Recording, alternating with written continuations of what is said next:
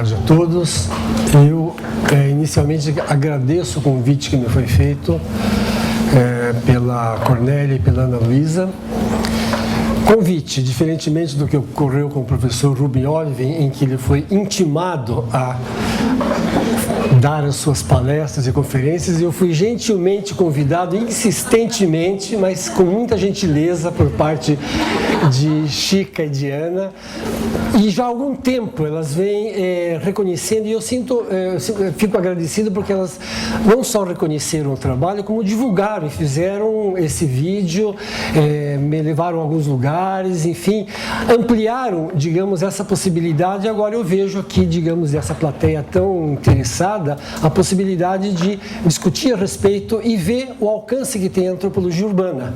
Então, de certa maneira, esse espaço aqui no BIEV e aqui na Faculdade de Filosofia e no próprio programa de pós-graduação, há um interesse muito grande pela antropologia urbana e eu me sinto muito bem recebido, né?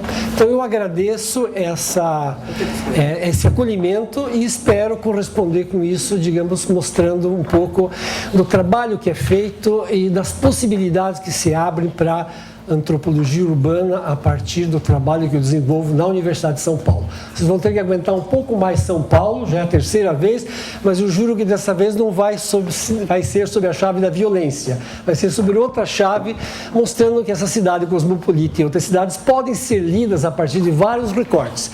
Eu escolhi uma outra coisa para poder pensar essa cidade e as outras. Então, um pouco eu vou, depois desses agradecimentos, marcar para vocês como é que vai ser feita, digamos, essa fala, para vocês poderem acompanhar. Eu vou fazer primeiro um preâmbulo, que é um pouco os antecedentes, de certa maneira, da antropologia urbana em São Paulo. E certamente algumas informações são do conhecimento de vocês. Eu já fui ajudado nisso pela palestra de ontem do professor Olive e da professora Alba, que já falaram sobre a escola de Chicago e sobre a escola de Manchester.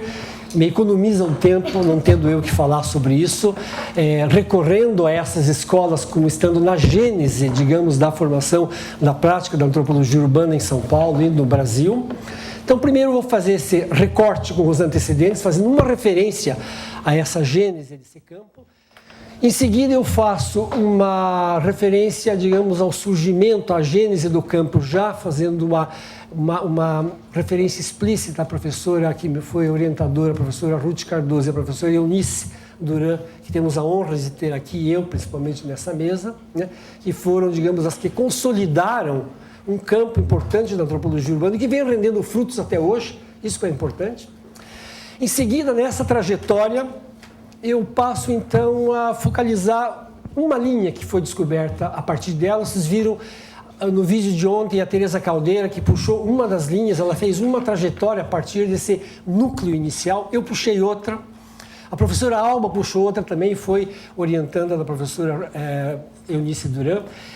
De tal maneira foi importante a presença delas que vários dos seus orientandos abriram campos de pesquisa diferenciados, núcleos de pesquisa, e isso mostra, de certa maneira, como foi seminal esse trabalho, que ele foi realmente conquistado na Universidade de São Paulo e deu frutos e continua rendendo.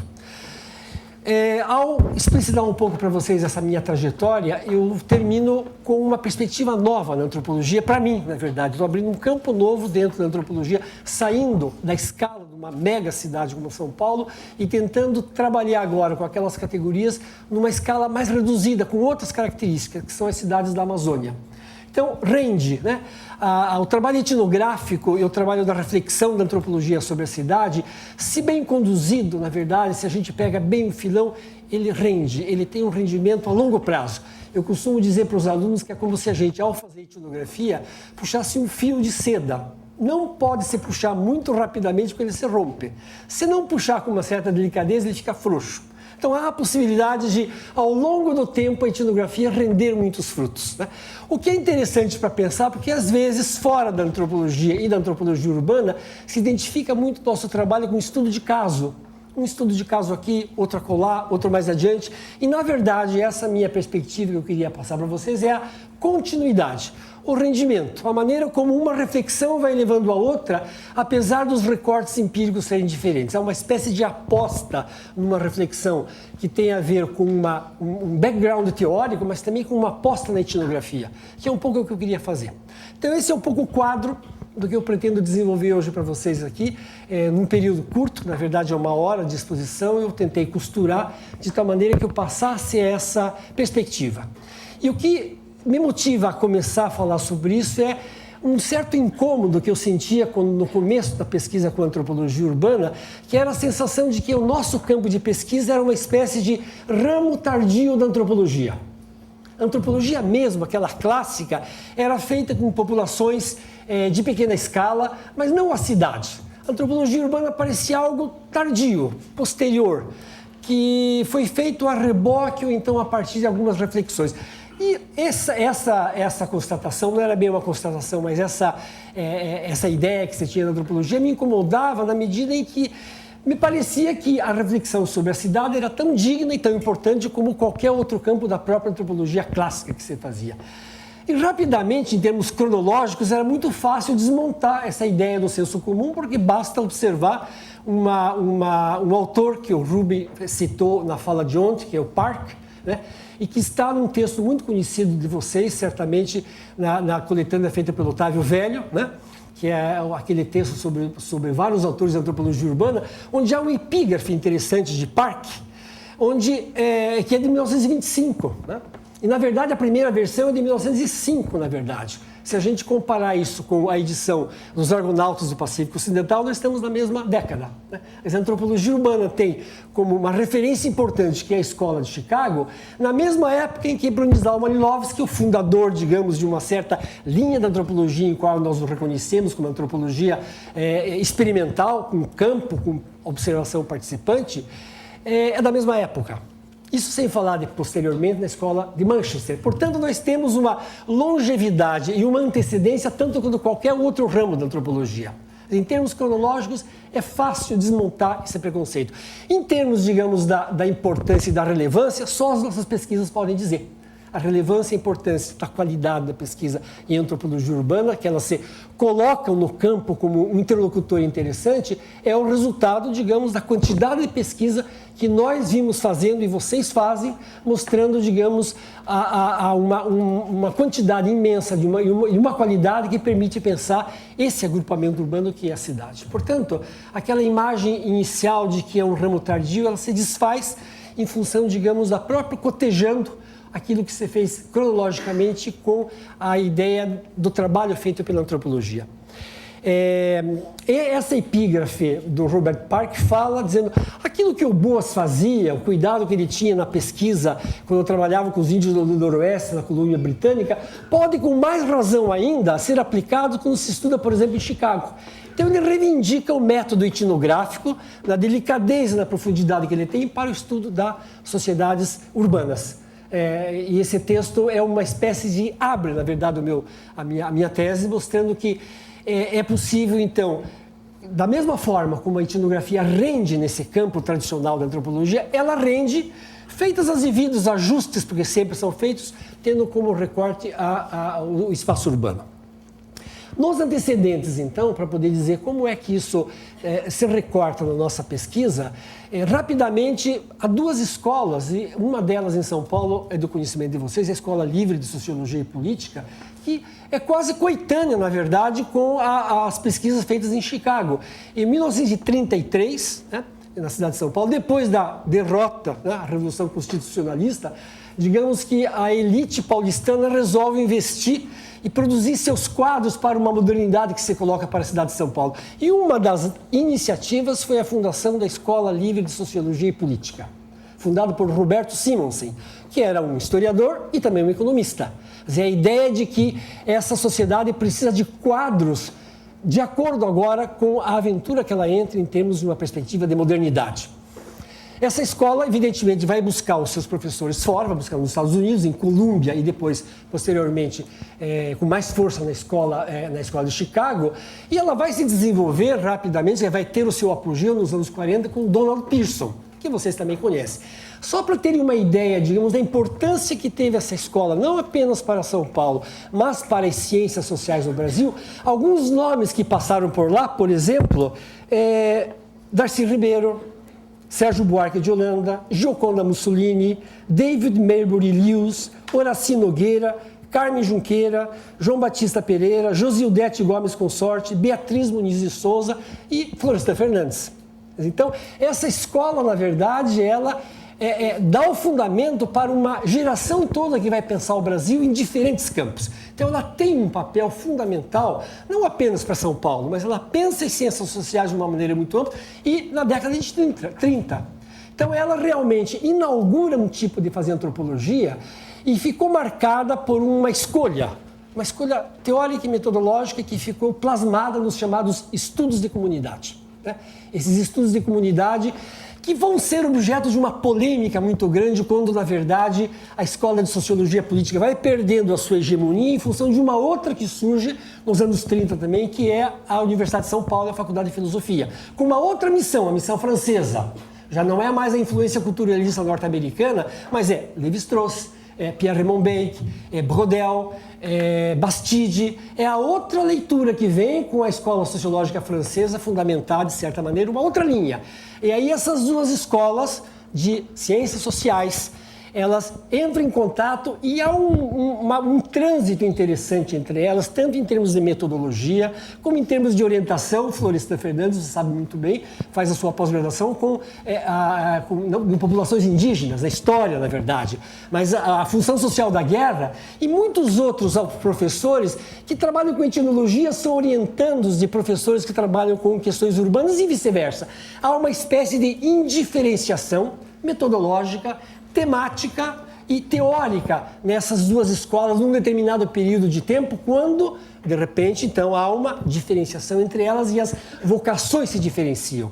E aí a escola e os estudos de comunidade, que foram a marca registrada da Escola Livre de Sociologia Política, termina sendo, numa expressão feliz do professor Júlio Simões e da Fernanda Areias, uma espécie de categoria de acusação. Fazer estudos de comunidade no Brasil virou estigma, porque aí entra então uma polêmica muito interessante na Universidade de São Paulo, que é a ascensão, digamos, da escola, da cadeira de Sociologia, a cadeira de Sociologia na USP, Florestan Fernandes à frente. Ele vai polemizar com essa perspectiva e vai, num determinado momento, está registrado num artigo que ele escreve, numa polêmica, em que para ele a antropologia, muito vinculada com os estudos de comunidade, termina sendo uma espécie de sociografia. Ele dizia, a antropologia é muito bom para recolher os dados, mas na hora de interpretar tem que ser a sociologia. Porque nesse caso a sociologia estava trabalhando com categorias analíticas mais universais, enquanto que na antropologia, vinculado com os estudos de comunidade, se tinha a impressão, que é discutível, de que ela ficava no interior de um estudo de comunidade e não podia ir além da interpretação. Descrevia muito bem, registrava melhor ainda, mas na hora de interpretar era preciso recorrer a categorias analíticas mais universais, que era o apanágio da Sociologia 1, das cátedras de Sociologia 1. Essa dicotomia que rendeu muita discussão entre Horaci Nogueira, por exemplo, Donald Pearson, o próprio Florestan, eles têm várias passagens registradas em que há essa polarização de duas perspectivas. Enquanto que uma fica registrada e restrita aos estudos de comunidade, fechado no interior, digamos, de um estudo de caso, a outra abre para questões mais universais. Essa perspectiva, na verdade, se a gente pensar em termos da amplitude que os estudos de comunidade deram, não ficou restrita a pequenas cidades, digamos, no interior de São Paulo, Bufete, por exemplo, com Antônio Cândido, então Cunha.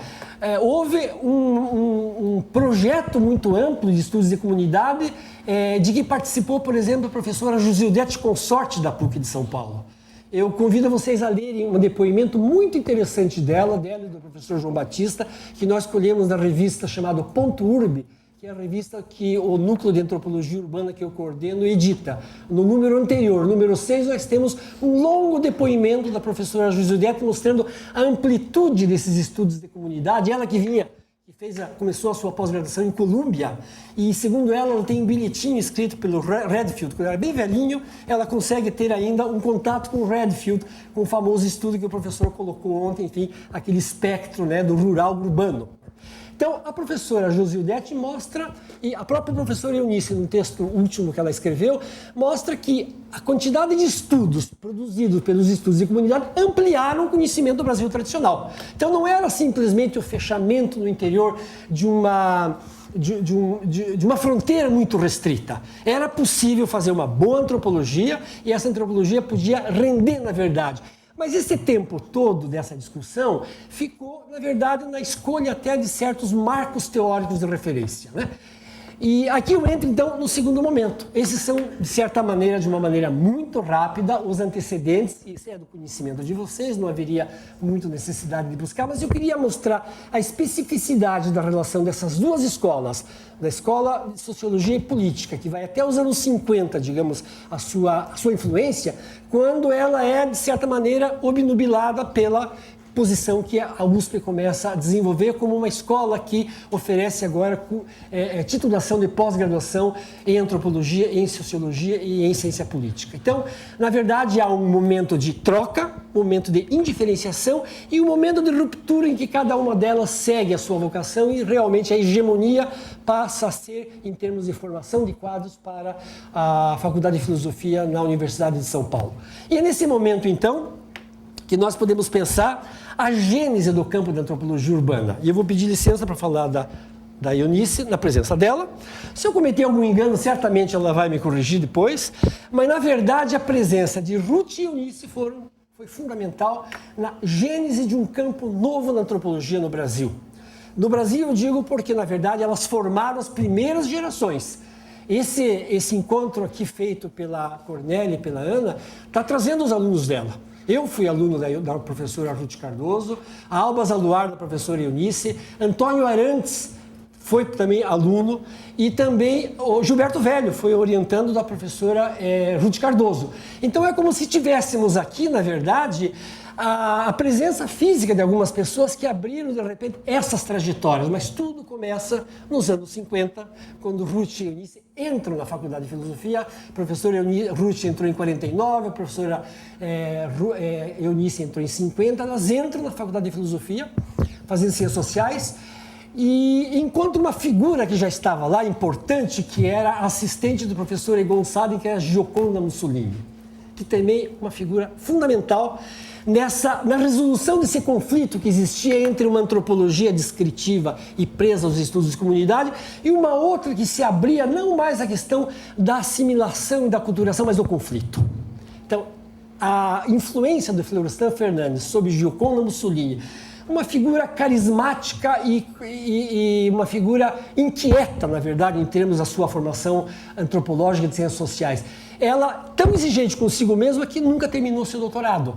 O mestrado dela foi sobre os Caigangue e ela não terminou o doutorado por essa, digamos, cuidado que ela tinha, digamos, na inserção nesse campo, e ela era a assistente oficial do professor Egon Schaden, que era o catedrático.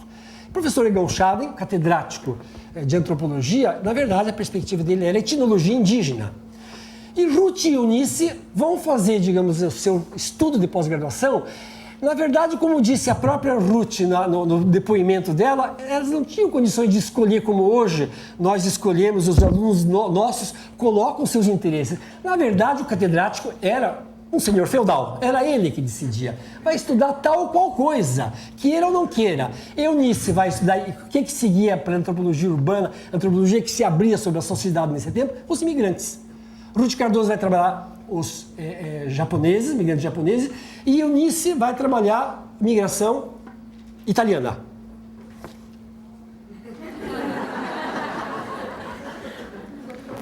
Elas vão trabalhar e fazer suas pesquisas, mas de certa maneira sozinhas. Não há uma orientação direta do professor Egon Schaden, porque na verdade não era o campo dele. Esse era um campo novo, elas estavam se aventurando, e tendo que fazer escolhas, na verdade, porque o marco teórico anterior com o qual elas trabalhavam, que era um marco, inclusive, que remetia a uma antropologia alemã, que vinha com o Egon Schaden, era agora abrindo-se para uma discussão mais ampla das ciências sociais, que era a ideia do conflito, né? Eunice faz, depois da livre docência dela, com Malinowski, com a antropologia britânica e com o estrutural funcionalismo, que é uma novidade. O estrutural funcionalismo vai, de certa maneira, nessa época, fornecer o quadro teórico de referência para essas pesquisas que estão começando. Era tudo muito novo, muito estimulante, instigante, na verdade, para se recortar um trabalho. E elas fizeram as suas teses sem essa orientação direta do seu orientador, mas em discussão com o Gioconda Mussolini, que era, de certa maneira, mais velha e a sua referência. Então, na verdade, a gênese do campo está nessas duas pesquisas que demoraram, da Ruth muito mais, ela contou quanto tempo ela demorou em função até da saída dela do Brasil. São pesquisas seminais em termos dos imigrantes que vinham para a cidade de São Paulo, imigrantes estrangeiros. Esta gênese, então, em termos institucionais, há vários depoimentos sobre isso no trabalho que eu fiz.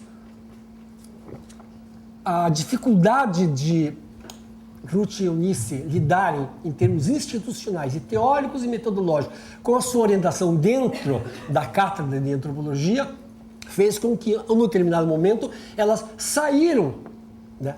Quando se estabelece, nos anos 70, os departamentos, elas saem do departamento recém-criado de antropologia e vão para a ciência política. Isso não é sem consequências. Sem consequências nas suas escolhas, nas orientações que elas fizeram. A ida para a ciência política incorporou, de certa maneira, aquilo que na socioantropologia estava difícil de ser incorporado, que é a ideia do conflito. A ideia da incorporação das diferenças e não mais a perspectiva da aculturação, da assimilação, que era, de certa maneira, a forma com que as diferenças se colocavam para ser pensadas do ponto de vista da antropologia. Agora, a questão do conflito é uma questão a ser incorporada. E nada melhor para poder trabalhar isso, já que na antropologia tradicional não se abria espaço para isso, e buscar num outro lugar, que era na ciência política. Então, a incorporação da ciência política foi fundamental nas escolhas que elas fizeram, nos orientandos que elas receberam, e cada um deles articulou de uma forma diferenciada. Então, essa, de certa maneira, quando Ruth continua na ciência política, Eunice volta para o departamento de antropologia, departamento de ciências sociais, né? Quando a gente tem, digamos, a separação maior da antropologia, a Eunice volta e assume o papel fundamental ali dentro, na medida em que ela traz como legado essa discussão importante que é da ciência política e se consolida um campo novo. Então agora nós estamos no campo da consolidação. Eu diria que já foi dito também ontem, e talvez a Eunice possa, na fala dela, explicitar um pouco melhor, a ideia de que é uma conjuntura política também para isso, não apenas acadêmica, não apenas departamental, dentro da universidade, fora o que estava ocorrendo no final dos anos 60, começo dos 70, principalmente no decorrer dos anos 70, nós temos aquilo que todos os sociólogos, antropólogos e politicólogos sabem e organizam, que é a ascensão dos movimentos sociais urbanos. Eles abrem um campo novo de prática política e, portanto, de reflexão. A história é conhecida, né? A história é conhecida em função até da derrota que a classe operária tem com relação ao golpe de 64. Sai de cena, né? O trabalhador politizado,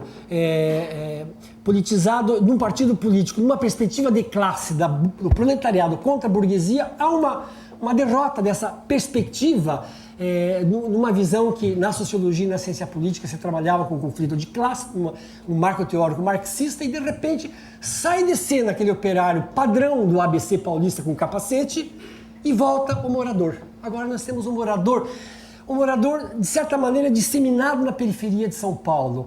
Parece que a política foi derrotada, mas na verdade ela mudou de nome. Estávamos lendo já Foucault. Então, na verdade, a questão da política sai do aparelho de Estado num determinado momento e ela vai transparecer, em São Paulo principalmente, basicamente, mas não só lá, na periferia dos grandes centros urbanos, como tendo a figura do morador.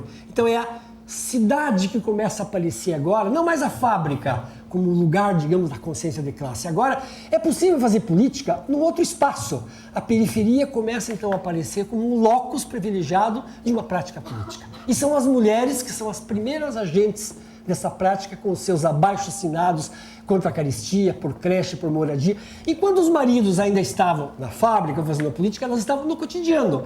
O cotidiano não era valorizado, era um lugar, enfim, periferia era um lugar dormitório. As pessoas trabalhavam na fábrica, faziam política no aparelho de Estado e voltavam para dormir ou para a reprodução no interior, digamos, do âmbito doméstico. Essa outra perspectiva agora começa a ver a política organizando, sendo clara, se tornando visível na realidade daquilo que aparentemente não era o seu locus. Aquela periferia indiferenciada e cinzenta, ela começa agora a ter outros contornos e outros atores sociais. Aí já vai entrar, de certa maneira, quando entra a perspectiva antropológica, algo que eu vou desenvolver mais tarde, que é o olhar etnográfico. Se não fosse olhar etnográfico, e eu disse, vai dizer, não é porque a antropologia fosse melhor que as outras ciências que ela começa a ter visibilidade, é que os seus objetos se politizaram. Aquilo que era estudo tradicional da antropologia conservador, religião, família, parentesco, ervas medicinais para a implementação de uma saúde popular, tudo isso não tinha nada a ver, ou muito pouco, com o desenvolvimento capitalista. Passava longe, passava ao largo, assim como os índios. Eles não tinham relevância em termos de atores sociais para a grande discussão, de certa maneira, que era o desenvolvimento ou não desenvolvimento do Brasil. Quando há essa ruptura, essa mudança, de certa maneira, aqueles atores que eram vistos na sua domesticidade, agora eles são lidos na chave da política. Eles também fazem política. E agora a luta mais clara é pelos equipamentos urbanos.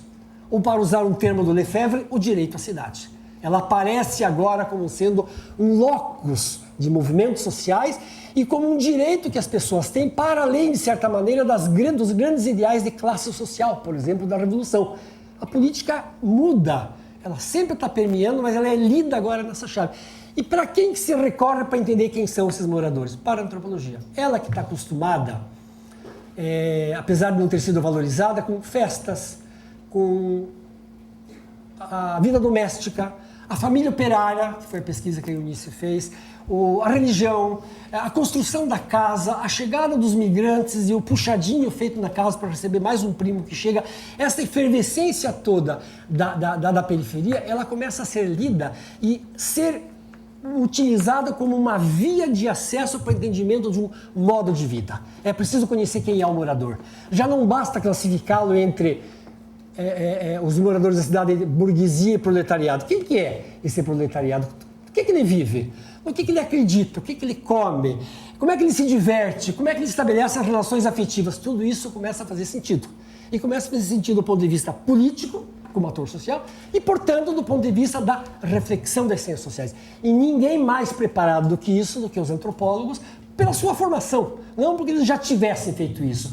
Abre-se, então, um campo fecundo de análise da antropologia, que foi, de certa maneira, forjado por essa discussão que foi colocada anteriormente, combinado com uma conjuntura política e social característica que permite, digamos, a eclosão, de certa maneira, de uma nova perspectiva da antropologia urbana. E cada um de nós, os orientandos de Ruth e Eunice, pega um fio dessa meada para desdobrar. Vocês viram que a Alma trabalhou, digamos, na linha da violência urbana do Rio de Janeiro. A Teresa Caldeira vai trabalhar com populações de periferia, mas na política, nós chamamos da política. A Guita vai trabalhar com relações de gênero e de geração. Cada um de nós puxa um fio. Eu puxei o mais esquisito de todos, que foi circo-teatro, como o Rubem tinha falado, né? Eu fui estudar uma manifestação de lazer que não tinha a menor relevância do ponto de vista das transformações sociais que ocorriam na sociedade brasileira. Era um entretenimento popular, de longa duração, né? Desde o século XVIII. A gente podia identificar circos mambembes em São Paulo, do Brasil inteiro. Mas daí a tomá-lo como objeto de pesquisa para entender o Brasil era um pouco escomomútil, né? Para usar um termo do professor Sérgio. Não tinha muito, mas como os antropólogos, e citando de novo o Rubem, gostam de fazer coisas esquisitas, eu resolvi tomar realmente o circo-teatro como sendo um recorte empírico para pensar esse modo de vida, como eles se divertem, qual é o entretenimento. E fiz um projeto, esse projeto foi apresentado para a FAPESP, ele trabalhava com os dramas e comédias circenses, E para dar um pouco mais de dignidade para aquilo, eu digo, vou ampliar um pouco isso. Fui para a linguística e a teoria da literatura com a professora Marlise Meyer e descobri que as raízes vamos dizer, do discurso circense no Brasil remetiam à comédia dell'arte, século XV, já tinha uma certa dignidade. O melodrama do século XIX já não era comédias ali do dia a dia. Eu podia, de certa maneira, trabalhar numa longa duração. Isso me deu uma certa tranquilidade para dizer, não é irrelevante, deve ter alguma relevância, só que vou ter que descobrir. E como é que eu descubro? Indo até lá. Né? Porque se eu fizesse uma pergunta geral, o circo, na verdade, é uma forma de entretenimento que as pessoas usam no tempo livre, na verdade, não precisa nem fazer pesquisa para dizer para que serve. Serve para repor as forças do trabalho. Se a gente for olhar do ponto de vista do capital, o lazer, na verdade, o tempo livre, que foi conquista da classe operária, né, da vanguarda da classe operária, na realidade é muito funcional ao sistema capitalista, porque ele faz o seguinte, ele permite que o trabalhador, depois de uma jornada extenuante de trabalho, tenha um fim de semanazinho para poder repor e continuar a ser explorado na semana seguinte. Então, é funcional ao sistema. E digo, mas isso explica pouco, na verdade. Será que as pessoas pensam assim? Isso da loja do capital? Perfeito. E se eu for perguntar para eles? Que foi a pergunta que eu fiz que aparece no filme. Se eu for perguntar para eles o que significa o lazer, aí se abriu um campo interessantíssimo de pesquisa, porque eu coloquei o circo-teatro numa rede mais ampla, que era a rede de lazer. Aí não era só o circo, era a excursão de farofeiro, né? Para a praia, por exemplo, o ônibus lotado, excursão para Nossa Senhora Aparecida, em Aparecida do Norte, festa de candomblé, quermesse da Igreja Católica, futebol de várzea. Abriu-se para mim um campo de lazer interessantíssimo em que a periferia aos poucos ia adquirindo cor, vida e sons e cheiros, e não aquela coisa cinzenta para lá da marginal. Né? Por quê? Porque aí foi o olhar do etnógrafo, que eu vou chamar mais tarde, depois, como olhar de perto e de dentro. Se eu ficasse de fora e de longe, talvez eu me contentaria com a explicação lógica do capital. O lazer serve para repor as forças consumidas pelo capital. Mas perguntando para eles, havia coisa muito mais interessante. Eu, quando fui perguntar, quando comecei a fazer a pesquisa, e o circo daí um pouco se dissolveu numa rede de lazer mais ampla, é que começaram a aparecer, digamos, o trabalho do etnógrafo. Ao conviver com eles, ao perguntar, escutar, discutir, apareceram, e eu não vou lembrar para vocês as categorias que já estão assim, sobejamente disseminadas, mas quando eu perguntei para eles, é uma coisa interessante, a gente faz o projeto, e tem que ter um projeto com perguntas claras e bem fundamentadas, mas a etnografia, às vezes, traz um imprevisto. A gente pode seguir ou não seguir. Se você segue, talvez fique mais interessante. Se você não seguir, o projeto continua. Eu ia fazer um trabalho sobre circo-teatro, análise de conteúdo, análise semântica, tinha Greimas, tinha uma porção de autores com quem eu estava trabalhando, ia analisar a forma de entretenimento do circo-teatro. Mas, na verdade, quando eu fiz a pergunta para eles, eles me disseram, eu fiz uma pergunta e eles responderam outra coisa. Quer dizer, qual é o conteúdo das peças? Porque a minha hipótese era, será que o circo-teatro, como forma de entretenimento, ele é conservador ou progressista? Que tinha que... Na época a gente discutia isso, a cultura popular. Qual é a orientação que ela tem? E eu queria saber se o circo era favorável ou contra a consciência de classe, né? Se o palhaço, por exemplo, era um grande articulador das contradições e tal, enfim. E ele faz isso de vez em quando. O pior é que é isso, né? Se a gente analisar bem o que faz o trickster. Mas ao perguntar para ele qual era o conteúdo conservador ou progressista das peças, eles me disseram, pouco importa o conteúdo da peça. O que importa é que o circo, como qualquer outro espaço de entretenimento na periferia, é o lugar do encontro. É um espaço onde nós nos encontramos e nós temos uma espécie de sociabilidade específica. Eu já estava analisando. O lugar do pedaço. O pedaço a gente se encontra. Os iguais. Mas não são bem os iguais, tipo os parentes, né? E aí eu comecei a pensar, e é uma passagem interessante depois, que é a passagem da categoria nativa para a categoria analítica. Quando eu jogo essa categoria nativa para conversar com uma teoria já feita, que era do Roberto da Mata, né? A rua e a casa, eu consegui formar um triângulo. A rua, a casa e o pedaço. A rua é o espaço do estranho, do diferente, do inimigo e da oportunidade. A casa, o lugar da segurança, dos vínculos de sangue, da família.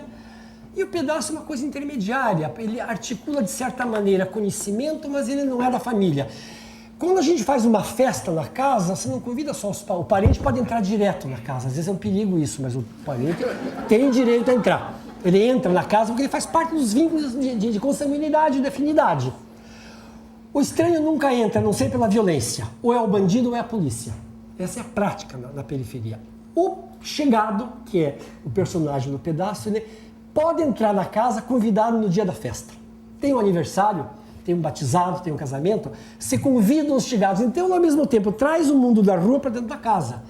Me pareceu interessante isso, assim, em termos da primeira perspectiva. Era como se eu estivesse construindo uma categoria limitada, que dava conta da periferia e tal, que dava conta de uma sociabilidade, coisa que era mais ou menos inédita, porque a periferia até então era um espaço apenas do dormitório.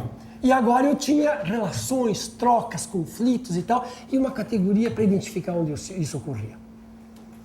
Para encurtar a história, quando o título da palestra hoje seria da periferia ao centro, quando eu vou ao centro, já com os meus alunos, já orientando, já com o núcleo de antropologia urbana, a gente começa a perceber que aquela categoria